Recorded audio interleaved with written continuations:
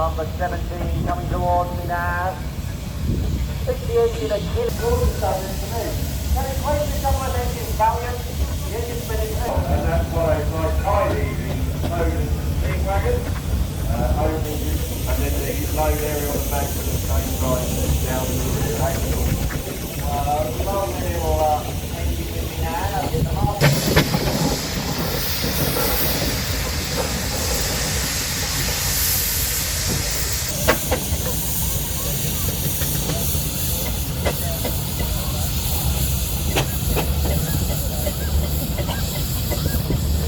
Well, sunning its way towards the commentary box now is a lovely Fowler roller.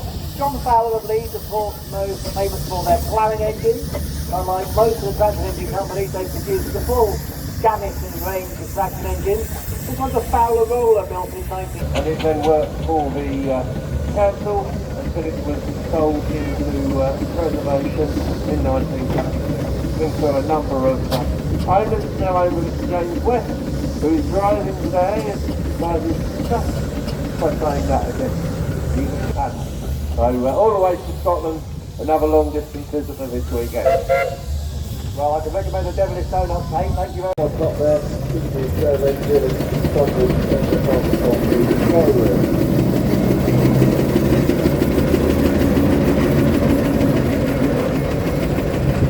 Owned by Mr. Glazer, who's a regular here at Weeting, one of our longer distance visitors, and this is an engine that spent its working life on an estate. So an engine that works for an estate would be slightly higher specification, perhaps has vertically speed gearing and better than a road engine. It would be better than an agricultural. Registration numbers these engines have, you'll see most of them, the vast majority of them, start with 2 letters. That is an indication of the licensing authority where the engine was registered. This is the engine's second time at Weeting. Very smart engine, and it's fitted with the laser plate on the Garrett tractor rear wheel with the inset pump and drive stick. Coming towards us now is number 9. Built in 1902 with new to Ed Martin and Sons. For farm seasons in 1920 moved to Northern Brothers in Bilderton in West Suffolk. Before this opportunity, surveyed the people in Norfolk in 1932. Yesterday donated from Fields to purchased by Big Phillips the Isle of Wight in 1975. We're not installed in the engine Buxton Road. Engine is Sir John Boy, built in 2007. Yes, you hear right, folks, 2007 is a new build Foster steam tractor built to Foster's 1904 drawing. Written in 2005 to produce two engines. The original factory built. There's all the different manufacturers. Some of them have ended up in really obscure or strange places. But some people make it their life's work to research these drawings, either build models or produce drawings and plans for other people to build models. Anyway, we're now being passed by Rosebery. Rosebery is a Fowler Solent style engine. Started life actually as a Fowler roller. Steve Bush. Well, number 41 just past the commentary box now is a lovely bubble engine Sunrise, built in 1915 and driven by Jack Close. Yeah, lovely little engine that one, and they're known as the gold medal tractor because at the 1903 steam tractor trials, all the manufacturers entered their product and the bowls stayed away with the gold medal and capitalised on that by naming their tractor. Okay, so coming past you now is the Transit Ghost, which is Aveling road engine Jimmy, an engine that was famously owned by Chris Camden, Kent, and sold in his famous sale.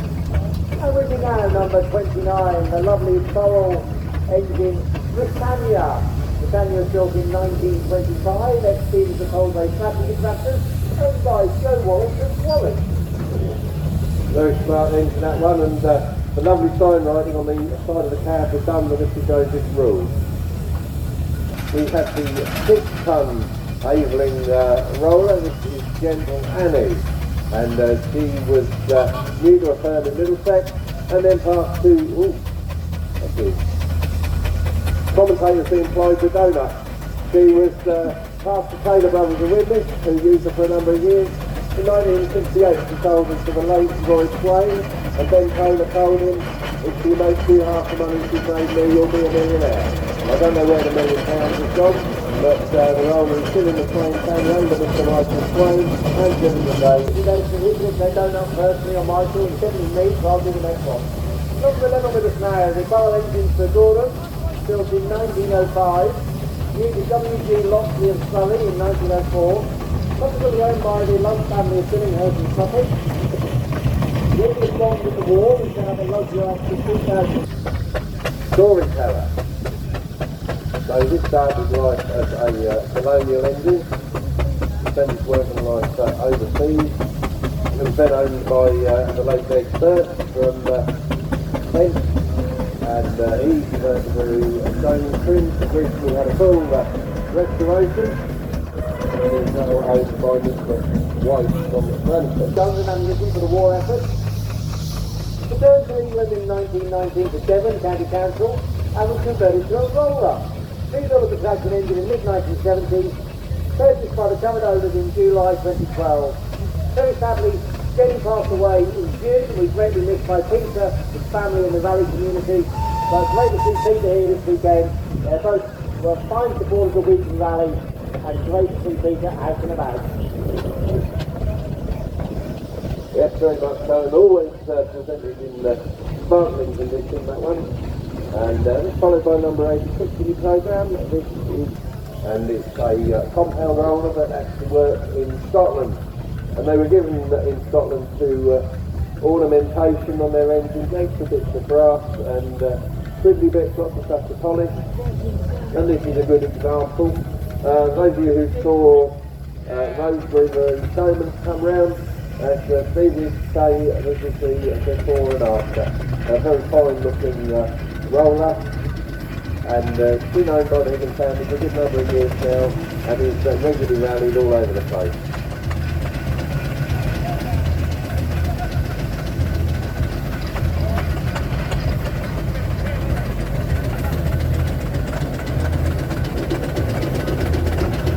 Well, following the barrel roller is the engine section.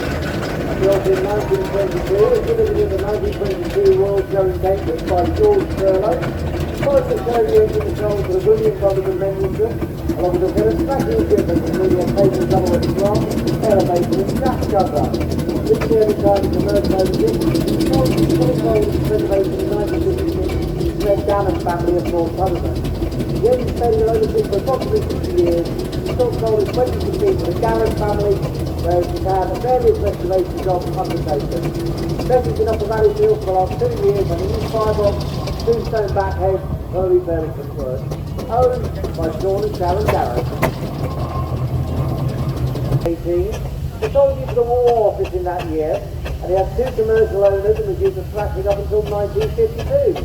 Bought by D. Philpott in 1961 and owned by Emmental, purchased by its current owners in 2023. Owners driven by Neil and Tracy Ayres.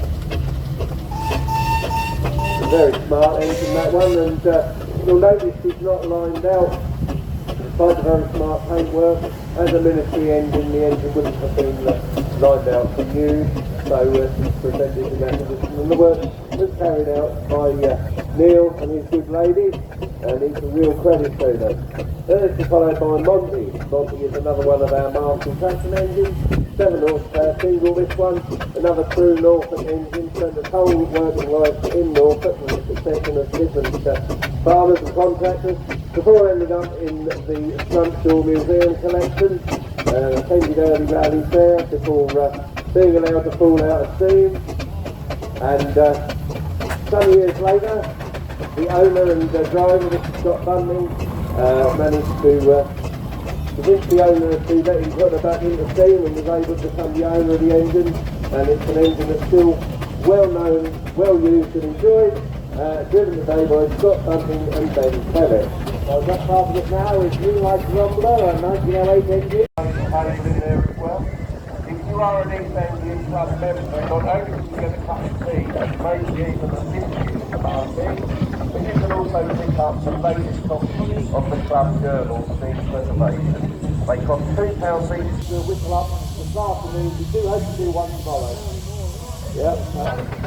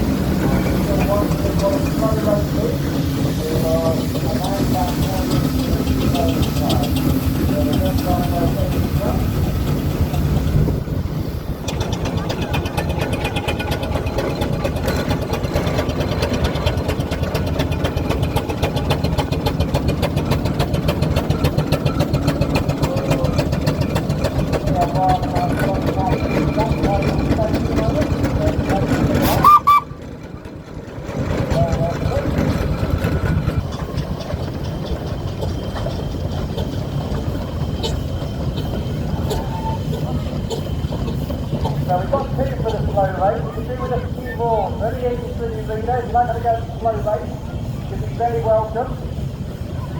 We like that.